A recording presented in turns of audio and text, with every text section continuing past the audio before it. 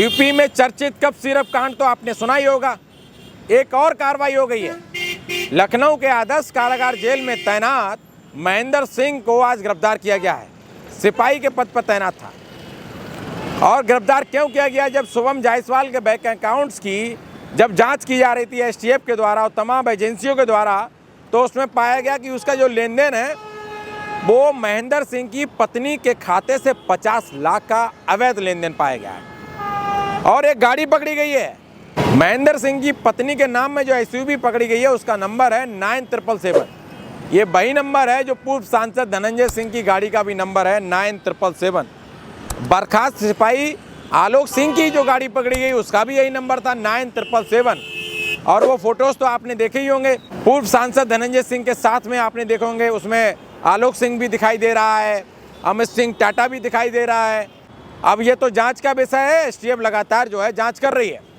लेकिन अब बात यह है कि तमाम लोग ये मांग करने लगे हैं कि जो बुलडोजर, योगी का जो बुलडोजर जाति के नाम पर, धर्म के नाम पर जो चल जाता था, आज वो बुलडोजर कहाँ हैं? जो इतना आलीशान मकान, जो बर्खास्त सिपाही आलोक सिंह का आपने मकान देखा होगा, इतना आलीशान मकान, वो कोई नौकरी करके नहीं बनवाया गया था, वो इल्लीगल धंधा करके बनवाया गया था, काली कमाई से।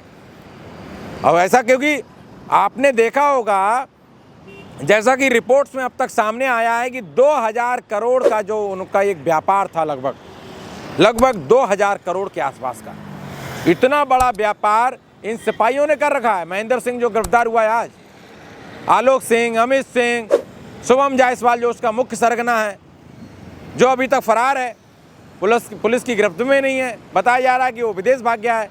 कुछ रिपोर्ट ऐसी आ रही है कि वो दिल्ली में बैठा हुआ है और वीडियो जारी कर रहा है, लगातार ऑनलाइन बना हुआ है, सोशल मीडिया पे सक्रिय है।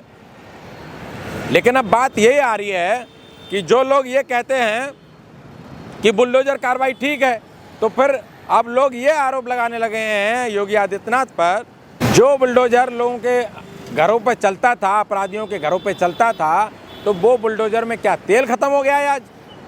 क्या आज उस बुलडोजर में ड्राइवर नहीं है कि भाई आलोक सिंह, अमित सिंह, महेंद्र सिंह, जिनके लिंक जो बताया जा रहा है, जिनके संबंध आपने वो रील्स वीडियो देखे होंगे पूर्व सांसद धनंजय सिंह के साथ, तो अब ये सब कुछ खत्म देखने को मिल रहा है। जिस तरीके से ये कार्रवाई लगातार आप देख रहे होंगे कि एक से एक जो है बड़ा व्यक्ति इसमें पकड़ा जा रहा है। महेंद्र सिंह की पत्नी के अकाउंट से 50 लाख का अवैध लेन देन पाया गया और अब ये जांच का विषय है कि वो कहां से आया। और जो शुभम जायसवाल था, एक बात और मैं क्लियर कर दूं, पिछली वीडियो में हमने आपको बताया भी, शुभम जायसवाल का जो ड्रग लाइसेंस था उस पर भी अब संदिग्ध जो है मामला बढ़ता चला जा रहा है कि उसकी जो कंपनी उसकी रजिस्टर्ड थी, उसका जो पता था, उस पर जाकर के जब एसटीएफ ने जांच की तो पता चला कि कहीं किराना की दुकान है, कहीं झोपड़ी पट्टी है। मतलब बगैर जांच पड़ताल के, बगैर भौतिक जांच पड़ताल के वो ड्रग लाइसेंस जारी कर दिया गया। तो बनारस में जो लाइसेंस जारी हुए हैं, पिछले 3-4 सालों में जो भी वहाँ पर ड्रग इंस्पेक्टर जो भी तैनात थे, अब उनके खिलाफ भी जांच शुरू हो गई है एसटीएफ के द्वारा, तमाम जांच एजेंसियों के द्वारा। अब देखना होगा कि आलोक सिंह, महेंद्र सिंह, अमित सिंह टाटा, ये तमाम वो लोग हैं, शुभम जायसवाल जो उसका मुख्य सरगना है, जो अभी तक गिरफ्तार नहीं है। गाड़ियाँ जो पकड़ी गई हैं, क्योंकि इनके पास जो गाड़ियाँ पकड़ी गई हैं उनकी सीरीज़ मिलती हुई दिखाई दे रही है। अब इसमें बहुत बड़ा नाम जो है पूर्व सांसद धनंजय सिंह का भी एकदम सामने आ जा रहा है, क्योंकि जो उनकी गाड़ी का सीरीज़ का नंबर है वो भी 9777 है।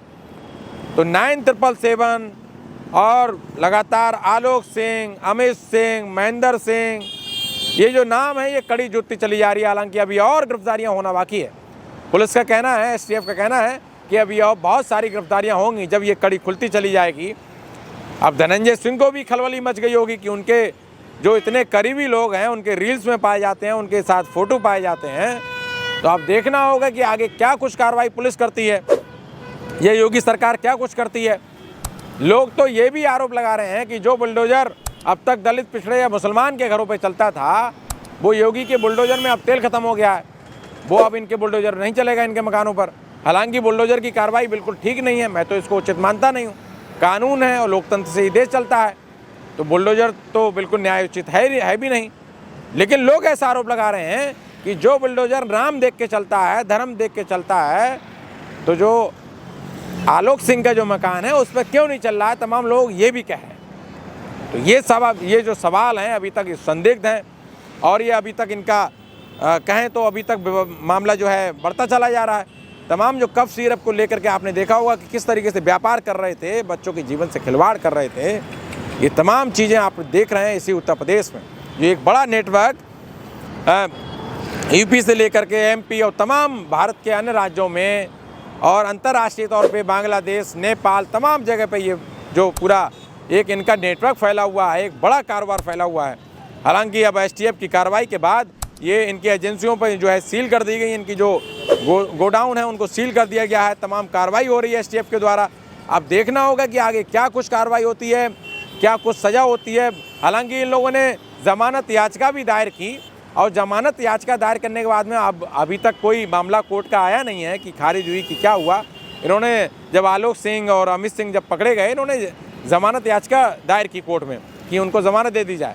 हालांकि जब इतना बड़ा मैटर है और इतनी बड़ी पूरी स्टोरी है तो अब देखना होगा कि ज़मानत मिलती है कि नहीं मिलती है। हालांकि अब लगभग 7-8 आरोपी जेल जा चुके हैं और ये कितना बड़ा अपराध कर रहे थे ये तो आप जानते ही हैं कि कोडिन युक्त जो सिरप है उसका व्यापार था और किस तरीके से कफ सिरप का जो व्यापार था उसमें अब जैसा कि आरोप लगाया गया है, जैसा कि एसटीएफ के द्वारा कहा गया है, तो अब देखना होगा क्या कुछ आगे होता है। फिलहाल ये हम बात कर रहे थे, इस पर रिपोर्ट कर रहे थे, पिछली भी वीडियो में हमने अब तमाम बातचीत की।